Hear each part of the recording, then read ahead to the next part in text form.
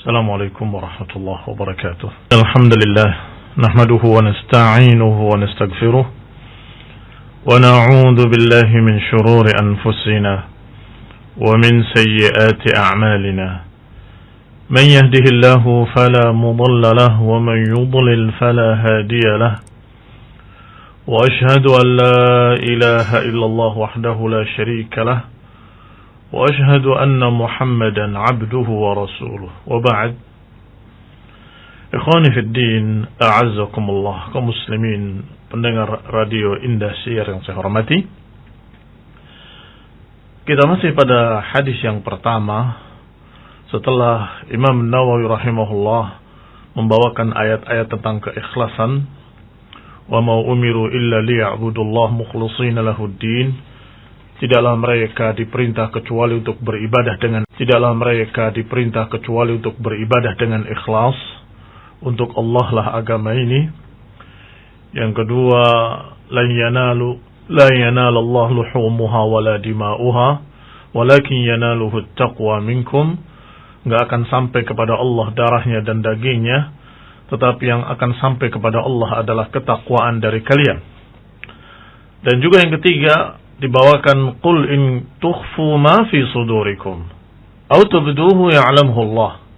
Katakan, jika kalian sembunyikan apa yang ada dalam dada kalian ataupun kalian buka, tetap Allah Maha mengetahui.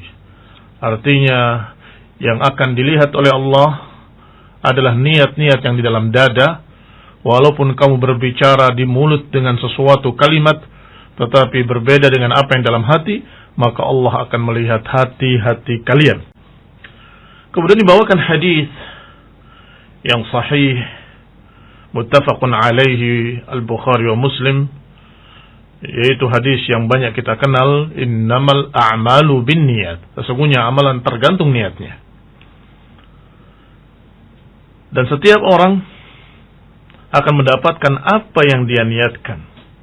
Wa innamal likulli imri'in ma nawa. Setiap orang akan mendapatkan apa yang dia niatkan. Maka ikhwani fi din, a'azakumullah, sudah disinggung kemarin bahwa hadis ini dibahas dalam bidang akidah dan dibahas pula dalam bidang fikih. Dalam bidang akidah karena kita harus meniatkan dengan hati kita keikhlasan ibadah hanya untuk Allah subhanahu wa ta'ala.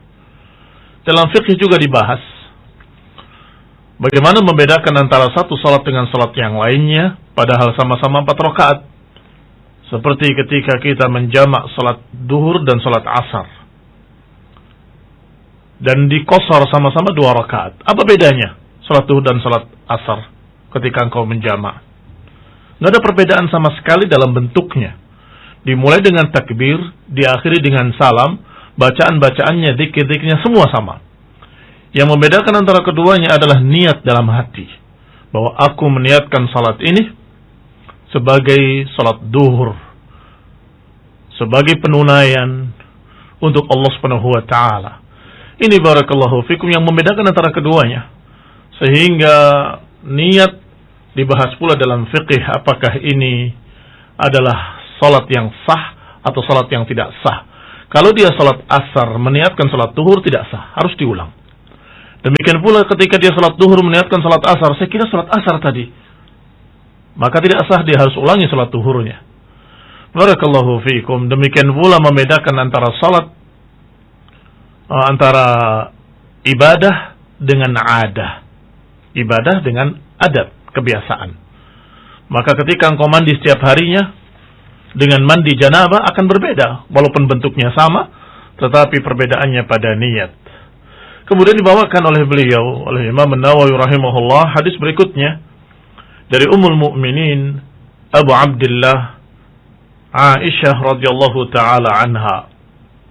Qalat, qala Rasulullah sallallahu alaihi wa ala alihi wasallam, yaghzu jayshul Ka'bah atau yaghzu jayshunil Ka'bah.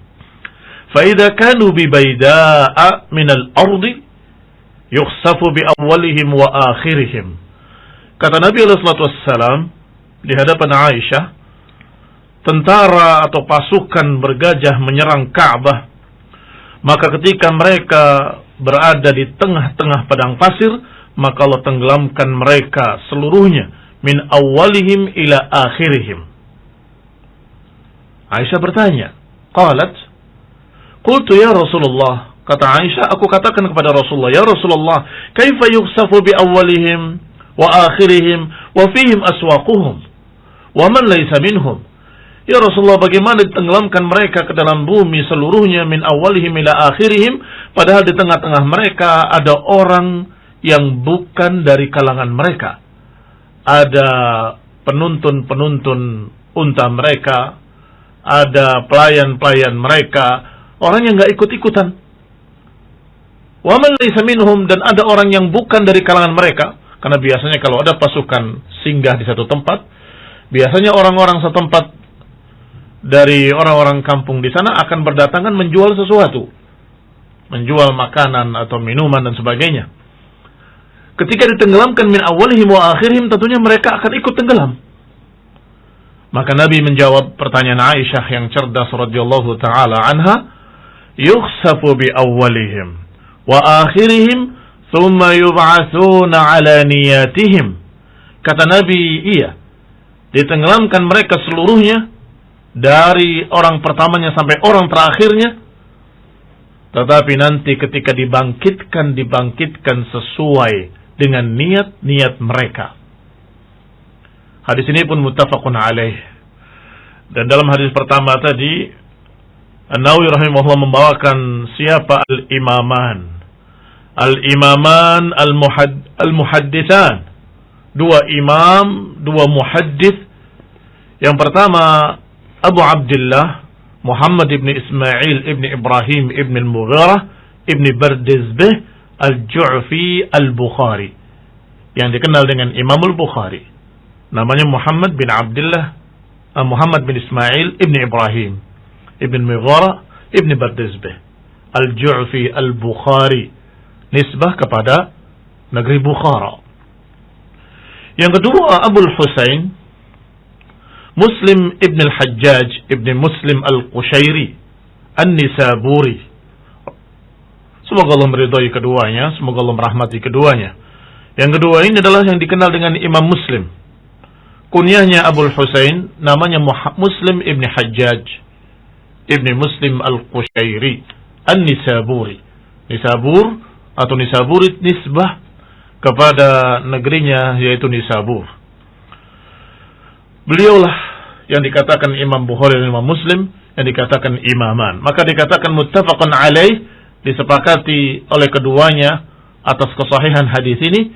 Hada lafdzul Bukhari, dan lafaz ini adalah lafaz Bukhari. Yang semakna, hanya saja ada perbedaan lafaz sedikit, dan lafaz yang kita baca ini lafaz dari Bukhari. Ikhwani fillah a'azakumullah, kita lihat hadis ini disebutkan dengan jelas oleh Rasulullah sallallahu alaihi wa ala alihi wasallam, kadang turun azab yang merata, tetapi ketika dibangkitkan akan berbeda. Barakallahu fikum. Sehingga Allah Subhanahu wa taala mengancam dengan kalimat wattaqu fitnatan la tusibanna alladziina zalamu minkum khassah. Dalam surat Al-Anfal Allah katakan, takutlah kalian pada satu bencana, azab yang tidak menimpa orang zalim saja di antara kalian. Maknanya tidak akan menimpa orang zalim saja, akan merata, menimpa semua manusia. Artinya, wahai kaum muslimin, hendaklah kalian takut pada satu azab yang akan ditimpakan secara merata. Maka kalian jangan berkata itu urusan mereka, mau syirik, mau kafir, mau berbuat munkar, mau bermaksiat, saya nggak peduli. Jangan. Karena ketika turun adab, kamu ikut terkena adab. Mengapa? Karena biasanya Allah akan turunkan dalam sunnatullah dengan secara merata. Walaupun memang nanti akan ada perbedaan-perbedaan ketika dibangkitkan. Yang memang layak diadab dari orang-orang kafir, tentunya dibangkitkan dalam keadaan tercela, terhina, dalam keadaan mereka kafir. Tetapi kaum muslimin tentunya dibangkitkan dalam keadaan muslimin. Apakah mereka ketika datangnya bencana mereka sabar atau tidak sabar? Kalau sabar ada nilainya, Tidak sabar juga ada kerugiannya, tetapi mereka tetap dihisab sebagai muslimin.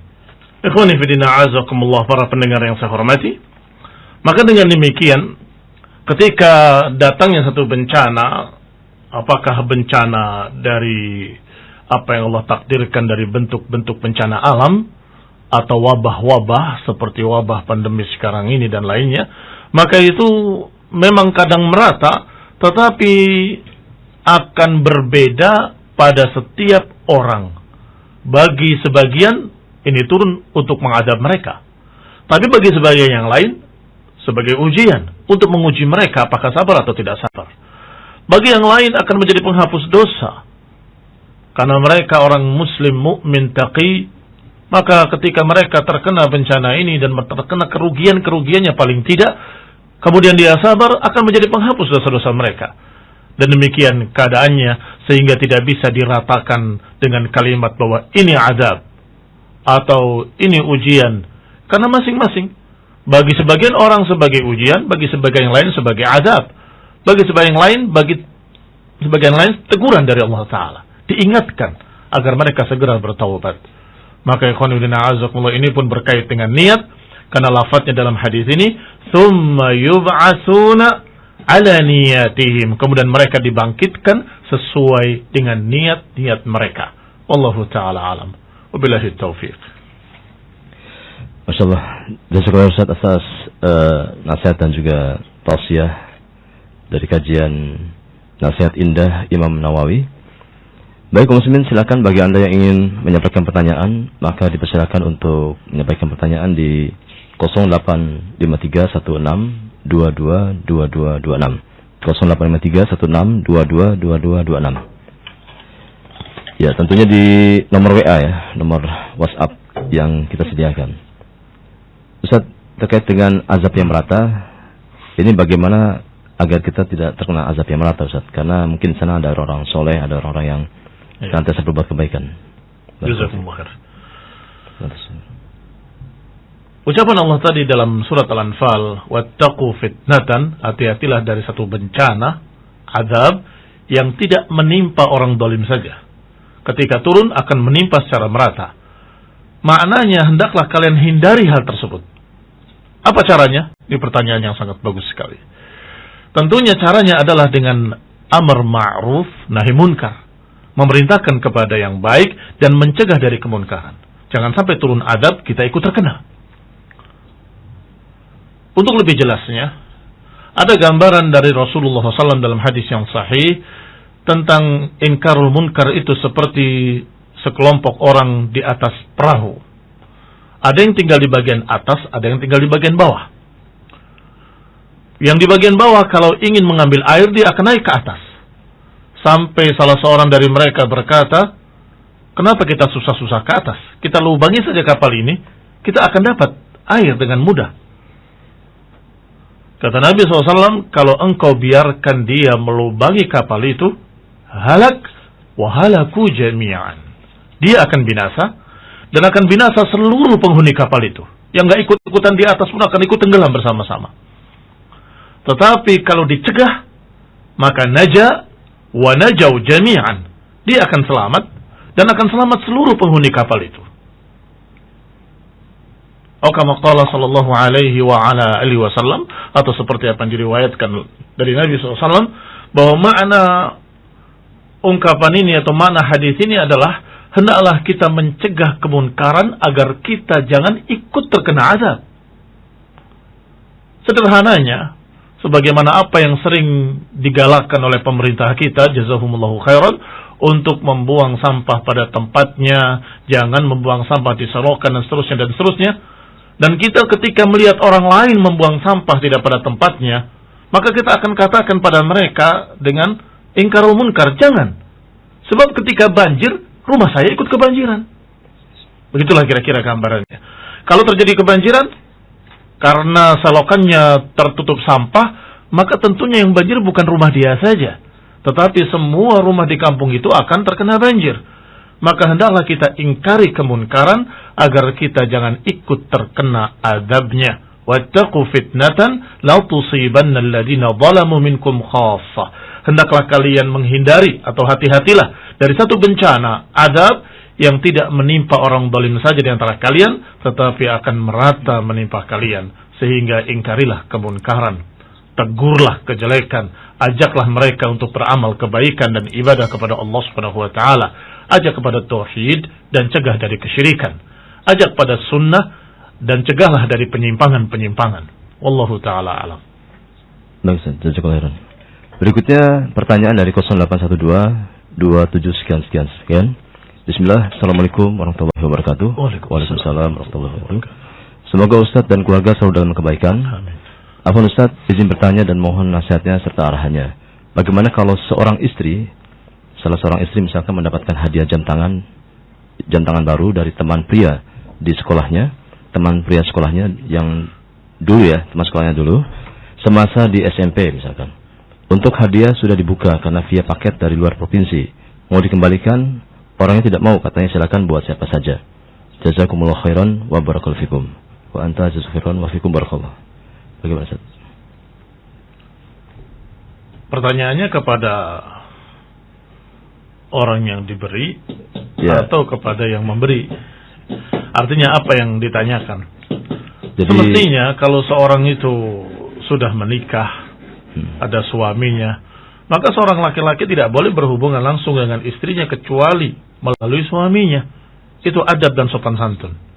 Artinya kalau kita ditanya tentang pemberian jam tadi bagaimana hukumnya, walaupun orang itu akan berkata, saya cuma memberi, saya nggak ada apa-apa. Saya akan jawab bahwa itu sudah menjadi istri orang. Maka semestinya kalau dia mau berhubungan suatu yang sangat penting melalui suaminya.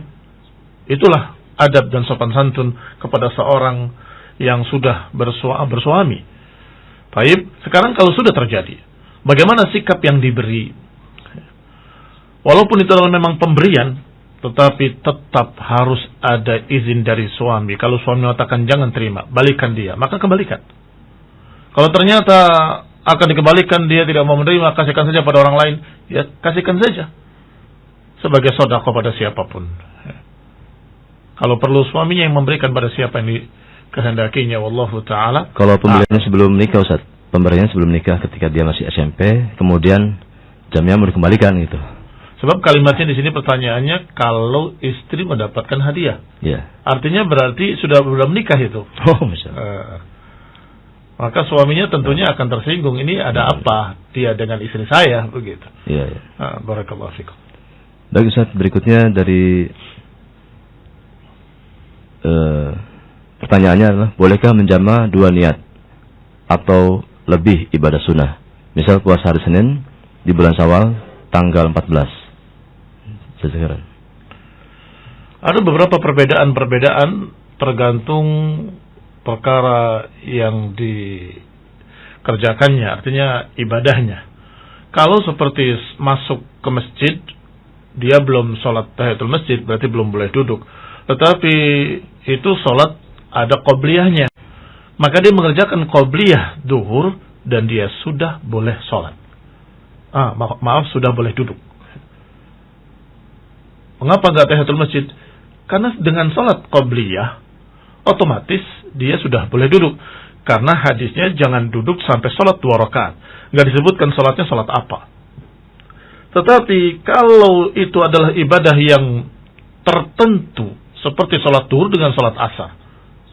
Kamu mengerjakan satu sholat, kemudian meniatkan dengan, saya niat sholat duhur dan sholat asar sekaligus. Ya enggak boleh. Demikian pula ibadah-ibadah tertentu lainnya. Bahwa kamu memiliki qadha puasa di bulan Ramadan. Kemudian ingin qadha dan kemudian diniatkan sekaligus untuk puasa Syawal. Ya nggak bisa, karena itu ibadah yang berbeda.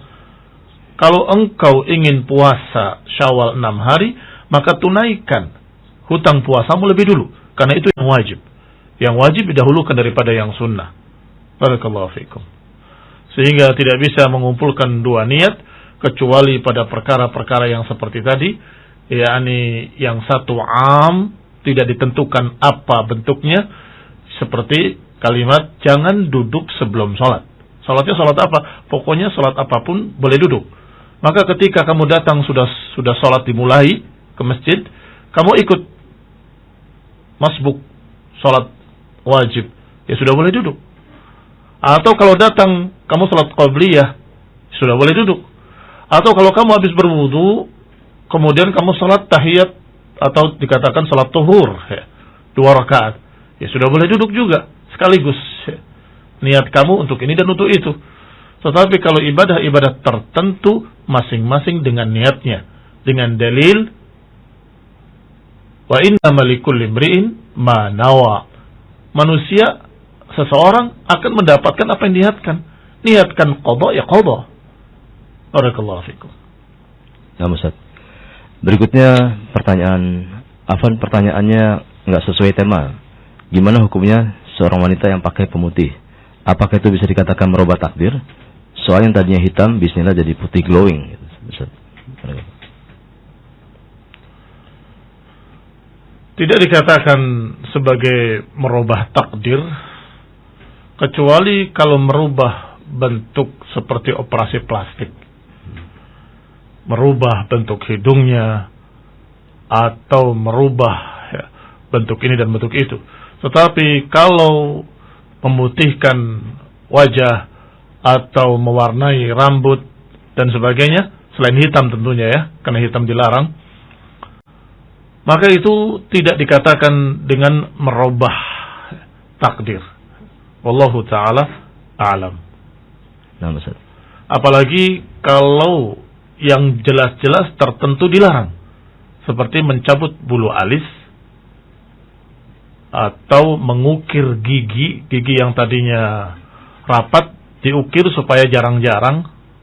Ini jelas ada hadis khusus, bahkan terancam dengan laknat.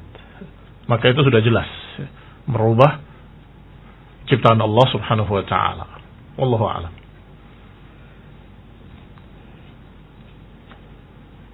Berikutnya Ustaz, dari 0818 06 sekian. Bismillah, semoga Allah merahmatimu Ustaz. Bagaimana menjaga niat untuk terus lurus untuk Allah? Jazakallahu khairan wa antum jazakallahu khairan. Masya Allah. Pertanyaan yang berat. Karena Imam Ahmad rahimahullah sendiri berkata, yang paling sulit bagiku adalah menjaga niat. Setiap aku berusaha untuk meluruskan niat, tiba-tiba datang fitnah berikutnya. Ini barakallahu fikum, sehingga kalau bicara teori, maka sudah ada dalam Quran dan Sunnah bagaimana menjaga niat terus untuk lurus pada Allah SWT, bahwa kita harus meyakini bahwa kita ini milik Allah, ciptaan Allah, kita hamba Allah, maka selayaknya kita beribadah pada Allah. Kemudian kita juga harus meyakini tentang rububiyah Allah Subhanahu wa taala. Rububiyah artinya kekuasaan Allah, bahwa Allah Maha Kuasa, Maha Memiliki, Maha Pencipta, Maha Menentukan, Maha Menakdirkan, sehingga kita nggak punya harapan lain kecuali pada Allah. Artinya dengan keyakinan yang bertambah, akidah yang semakin kokoh, otomatis dia akan semakin ikhlas. Kenapa dia berharap yang lain kalau dia tahu semua takdir ditentukan oleh Allah? Mengapa dia ada keinginan-keinginan untuk mendapatkan dunia kalau Allah Subhanahu wa taala sudah memberitakan tentang akhirat? Tetapi barakallahu fikum, untuk meluruskan niat-niat tersebut, hendaklah kita berusaha untuk menambah ilmu tentang Allah dan nama-namanya dan sifat-sifatnya dan juga amal-amalnya dan semuanya. Kita pelajari akidah tauhid, karena dengan bertambahnya ilmu akan bertambah keyakinan. Dengan bertambahnya keyakinan akan semakin ikhlas kita semua insyaallah biidznillah taala. Pertanyaan terakhir Ustaz. Ayo. Bismillah, assalamualaikum dari Perunas. Mohon tanya Ustaz, masa COVID-19 ini menjadi dua kubu, dua orang yang berbeda. Pertama yang percaya COVID itu ada, yang kedua COVID hanya sebuah konspirasi saja, dan ini bukanlah sebagai pilihan ganda. Maka mohon nasihat Ustaz terkait dengan hal tersebut di atas. Jazakallahu khairan. Nah, orang yang menyatakan bahwa COVID itu tidak ada, hanya konspirasi, itu orang yang mengingkari matanya sendiri atau mengingkari telinganya sendiri. Karena semua sudah kita dengar dan kita tahu dari sekian negara dan korban-korbannya dan berita-beritanya sudah sangat tidak kita katakan viral, kita katakan dengan mutawatir di semua negara, bahkan di Saudi sendiri. Barakallahu fikum. Sehingga apakah kamu akan berkata bahwa di Saudi pun adalah berpura-pura? Itu terlalu berlebihan dalam bersuudzon kepada satu umat. Artinya, siapa yang menyalahkan seluruh manusia, maka dia yang paling salah. Siapa yang menganggap seluruh manusia itu sesat, maka dia yang paling sesat. Barakallahu fikum. Alhamdulillah, perkara itu sudah tidak bisa dibantah, memang ada kenyataannya. Taib. Sekarang bagaimana kita sikapi kalau memang itu ada? Ya sebagaimana penyakit-penyakit lainnya, kita hindari sesuai dengan apa yang diajarkan oleh Rasulullah sallallahu alaihi wasallam. Dan alhamdulillah dalam hal ini bimbingan dari pemerintah kita juga sama, fatwa-fatwa dari para ulama juga sama, sehingga alhamdulillah ada kejelasan yang terang benderang seperti matahari. Fir minal majzum firaruka minal asad. Larilah engkau dari orang yang berpenyakit lepra seperti engkau lari dari singa. Artinya disuruh untuk menjauh. Bahkan Rasulullah SAW pernah menolak untuk bersalaman. Cukup dengan ucapan saja, tidak bersalaman karena mereka memiliki penyakit yang menular. Biidnillahi ta'ala. Nggak ada penyakit menular kecuali dengan izin Allah subhanahu wa ta'ala. Ikhwan fillah a'azakumullah. Maka dengan itu, hendaklah kita nggak perlu berlebih-lebihan dan nggak perlu pula sebaliknya menolak sesuatu yang nyata. Kita terima keadaan ini sehingga kita terus berdoa pada Allah Subhanahu wa taala, Allahumma rfa' 'annal bala wal waba wa sayyi'al asqam. Ya Allah, jauhkanlah bencana ini, wabah ini dan segala macam kejelekan-kejelekan. Amin. Amin. Tetapi jangan pula kita kemudian berlebih-lebihan dalam menolaknya atau dalam menghindarinya seakan-akan tidak tawakal pada Allah Subhanahu wa taala. Ini sesuai dengan apa yang dibimbingkan oleh para ulama, kerjakan. Apakah itu sama rata? Ya tentunya tidak. Karena al-hukmu yaduru ma'a illatihi. Hukum itu berjalan bersama ilatnya, bersama alasannya. Kalau ada ilat, ada hukum. Gak ada ilat, gak ada hukum. Barakallahu fikum. Kalau ilatnya adalah kekhawatiran penyakit, sedangkan di dalam kampung atau di dalam daerah kita ini adalah sesuatu yang sifatnya homogen, semuanya sama, tidak ada yang berpenyakit dan tidak ada yang masuk dari luar, sudah ditutup semua oleh penguasa setempat, berarti dia aman. Maka mereka melakukan kegiatan seperti biasa, sholat berjamaah, sholat Jumat seperti biasa. Tetapi ketika sudah ada yang masuk ke dalamnya dan sudah terkena 2, 3 orang, 4 orang, maka mulailah di sana sudah tercampur, sudah heterogen lagi, maka saat itu kita tetap atau kita kembali kepada kehati-hatian kita. Barakallahu fikum. Wallahu ta'ala a'lam.